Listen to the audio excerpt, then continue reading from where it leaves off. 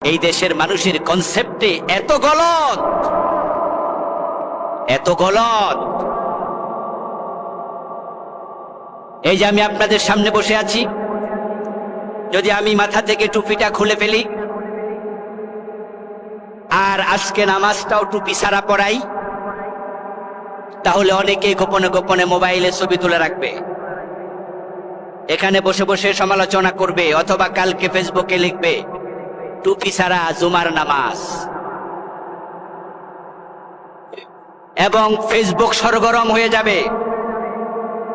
কিন্তু আপনাদের যদি আমি প্রশ্ন করি, এই যে আমি টুপি খুলে ফেললাম, গুনাহ হয়েছে নাকি? টুপি মাথা দেয়া কি ফরজ, ওয়াজিব, সুন্নতে মুআক্কাদা? বরং এটা সুন্নতে জায়েদা, সুন্নতে না ফেলা, দিলে সওয়াব আছে, না দিলে কোনো গুনাহ নাই। কিন্তু রাসূলের আদর্শে দেশ চালানো, চোর ধরে হাত কাটা,